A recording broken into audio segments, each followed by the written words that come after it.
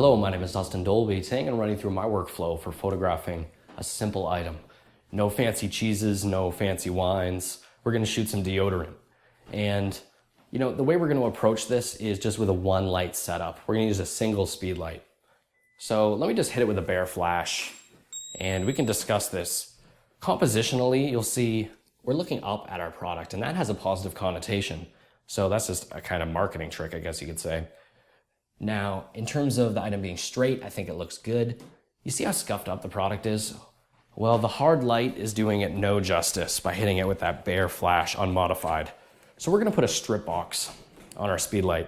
And a strip box is a real godsend, I find, in terms of, well, you're gonna see in a moment actually. It's really in terms of controlling shape. So our item's glossy, and we can tell because we're seeing a direct reflection of that rectangular light. Now this looks a little dark, so why don't I turn the power up? But now we can have some fun just sort of tweaking this and making slight adjustments. I have an idea in my head of what I want the lighting to look like. I'm thinking of something like that, a pretty thick highlight on the side.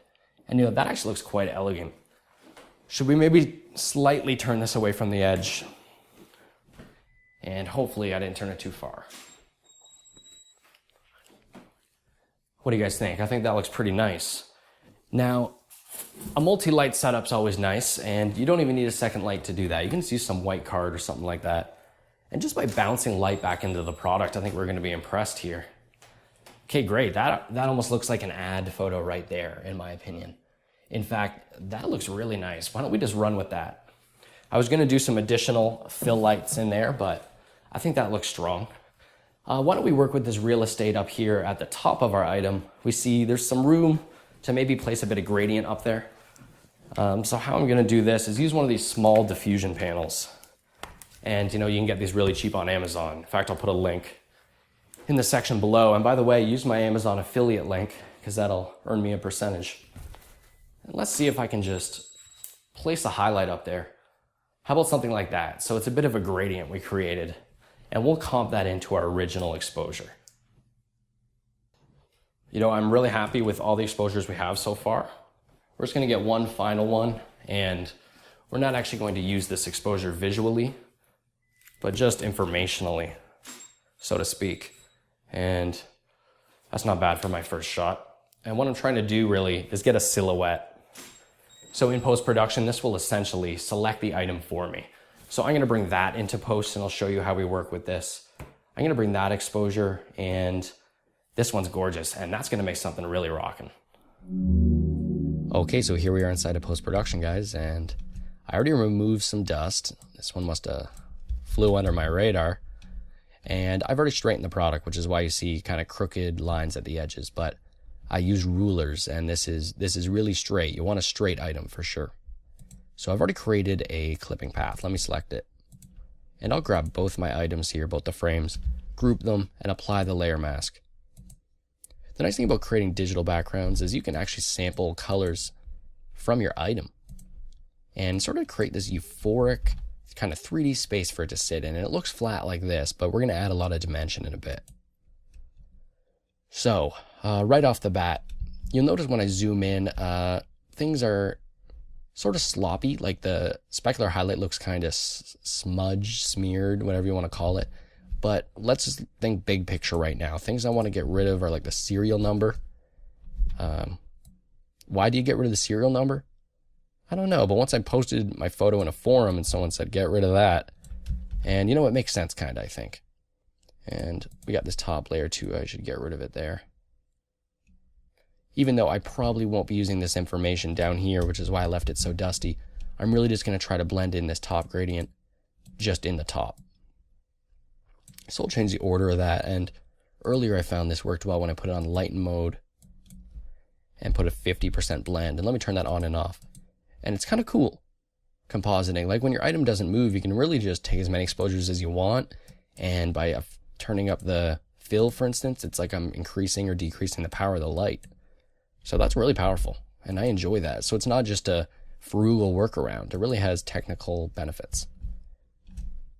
So since we're digitally replacing our background, if I zoom in here, see this black edge here? Nobody wants that. That just looks kind of nervous and weird. And the reason it is there, not because the mask is off, the mask's good, but because the edge of your item is actually going to reflect kind of not what's directly behind it, but a kind of spectrum to 45 degrees behind it. It's going to reflect those tones. So maybe I could have hit a flash on the background with a red gel, and that would have helped lessen the severity of that problem. But you see it's there. So how do we address that? Well, something I find kind of useful is you can just make a new layer. This takes a bit of time, but you can sample a color from your item. Just want to make sure I'm actually sampling. Okay, yeah, I am. And then you can bring out your brush, and holding shift, you can do straight lines. And it looks like it's blurring into the background, but that's just because it's a similar color. But really, you're just painting along the edge and getting rid of that. And the cool thing is, I'll switch to white to make it obvious. Because you're in the mask, you're completely contained to the dimensions of the deodorant. So it's actually not that tricky. And I mean, this has creative applications as well. Like you could kind of give your product a rim light doing this, or even fake a specular highlight if you want to do. But I really find it's worth it to take the time to do this. It just gives you a way more clean image, and you know, why not? Now getting near the bottom, it's kind of trickier. There's some real funky tones that start showing up. Yellows and things like that. Okie dokie. Thank goodness I fast forwarded that, eh? That must have been boring to watch that whole thing go down. Okay, so if I turn that off and on, can you see the difference? It's kind of small, but it actually makes a large difference, I find, in not making your product look nervous, which is a term that gets thrown around a lot here at workphlo, and we don't want our product to look nervous. So in the same kind of school of thought, let's kind of fix all this jazz. So we could clone jazz. We could clone stamp that out of here, but I have a better solution. And it's because I already edited this. I'm going to put this layer on pin light. This is a new layer. And again, I'll sample color from the item itself. And we can actually just paint over this and force it to be red. And this is a similar kind of fix you see me do in some of my other episodes, like kind of like my Clinique episode a bit. And it just does that. So sometimes products or problems, you can't get rid of them fully, but you can really lessen the severity of them. Now, this up here, you know what? Actually, I think that's coming from our top gradient on lighten mode, so we can just give that a mask. And just paint blackness where that is. We don't want that to show up. Another benefit of compositing. We're 2 for 2. Is that? Oh, that is that. Okay, nice. Okay, so that's looking a bit better, right? You know, one tool that I find so useful is called Selective Color. And what you can do is you can put it to whites and just crank all these things to the lower values. And it just makes your whites pop like crazy. Now, I don't want this right highlight to be affected by this because I think it already looks maybe a little too bright, a little too distracting. So again, I'll just get a black brush and I can paint that over in the mask. I'm assuming you guys know how masks work. So I'll paint this black down the mask. And when you paint black on a mask, you omit something from showing up. So just like that, just kind of makes that label look a lot nicer. And I might actually duplicate that. And not fully, but again, just blend in a little something. Okay, now I'm just going to kind of brush on the basic concepts of how I approach editing this. I'm not going to spend the amount of time I really would if this was a commercial project. But right off the bat, things maybe look a little bright. You know, later I'm going to make things more moody, like something down here, and that already starts kind of looking better. In fact, I'll do that right off the bat. Okay, nice. So our product is looking acceptable. That's one word for it. And let's bring in a ruler. And I already have one here in the middle. So this is the middle of the frame. So what I'm going to do is I'm going to resize this to give myself a bit more real estate to work with in terms of adding a reflection. And to center it up, I'm actually going to use this 85 because I know it's in the middle.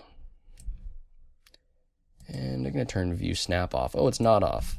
It's not on, rather. I'm just lagging like a dragon. Something like that. All right, very well.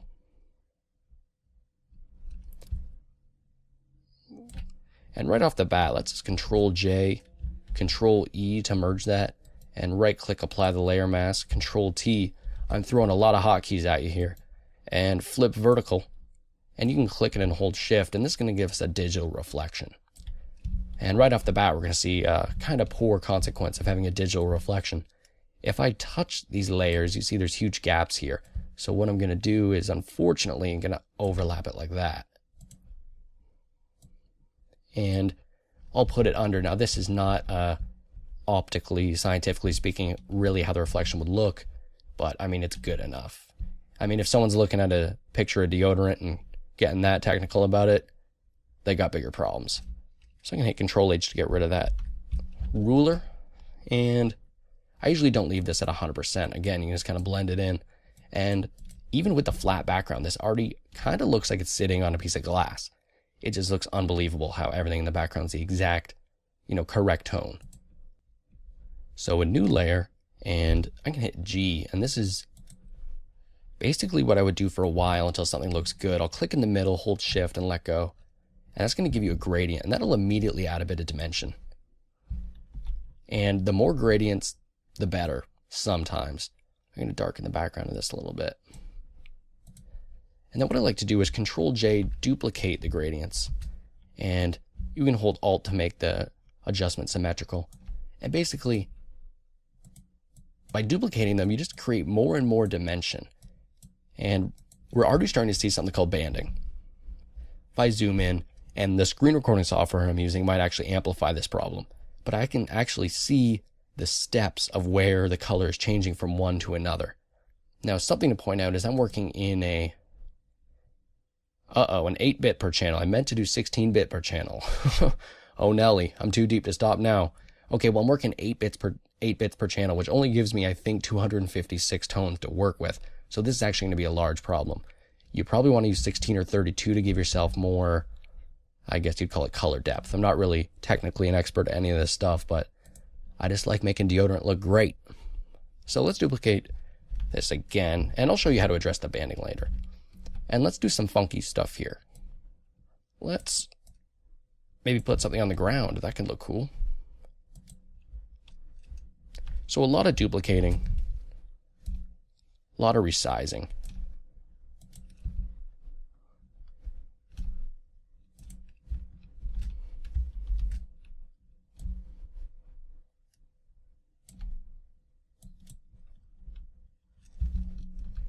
All right, so how are we looking here? Starting to look a bit more believable, eh? Maybe let's do a universal adjustment and curves. I'm a big fan of, editing things in a bright fashion and then pulling them into a sort of moody atmosphere by pulling down the curves like that after. And, sometimes that'll kill your whites. So once again, I'm going to hit you with the selective color. Boy, do I love the selective color. That's nice. That looks kind of low-key. I enjoy that. What do you guys think so far? Maybe this could be a bit more pronounced, the gradient up there. So we'll adjust that level, maybe just a bit. And you see when that turned off for a second, it really shows you what that did. Like, that would look kind of like, oh, it's really missing light up there. But boy, that just does the trick. And imagine trying to Photoshop bright information into that. It's so much easier just to get a quick exposure and paint that in. So just let me look around the image and see if there's anything else I want to address. Like I said, this is just kind of a quick edit for educational purposes, but darn, I mean, that's looking pretty cool. So something that's kind of interesting, why don't I grab all this? And the nice thing about creating digital backgrounds is once you've done it, you have a lot of information you can tweak to do some pretty cool stuff with. Like I'll duplicate this and merge it here. And let's put up a hue saturation. And if I crank that to 180, you get a complementary color scheme. Now, perhaps I should have done something with the reflection to leave it not affected by that, but you get what I mean. You can do cool things like that. In fact, you have a whole spectrum of colors you can work with, and that's kind of fun to begin with. But the reflection really shouldn't be affected by that, so that doesn't make sense. Let me address something I talked about earlier, which was banding. There's a way we can get rid of that. You'll notice I duplicated the background twice. That wasn't a mistake. What I'm going to do is filter noise. I'm going to add noise. And it's weird because we fight tooth and nail as photographers to get away from noise. And sometimes adding noise will really help, because what that does is it kind of blurs the information. I don't mind a bit of grit in my images. Like, you know, hipsters go out of their way to shoot with these gritty cameras. Can I add a bit of noise behind my deodorant? But the good part about it is it really eliminates the banding. I don't know if you can see with the on and off, but it's a pretty big difference. And now since I have 2 layers, the bottom one without noise, I can eliminate the noise places I don't want it. Like maybe I'll give it a mask and invert that. And, oh, no, I didn't mean to do that. I actually want a white mask, so the noise is showing up everywhere, but I'm going to bring out a black brush and emit the noise from showing up where my product is. So perhaps I should have isolated the reflection from the background layer, but oh well, you guys get the drill. So this is looking pretty groovy. So here's what I ended up with, but here's my final version, and I spent a bit more time really crafting this the way I wanted it to. But I hope you enjoyed me going over these basic concepts. Hey guys, thumb up my video because it really helps me. I got a lot of more stuff on the way. So stay tuned. Thank you for everything, and make sure to subscribe. Have a great day.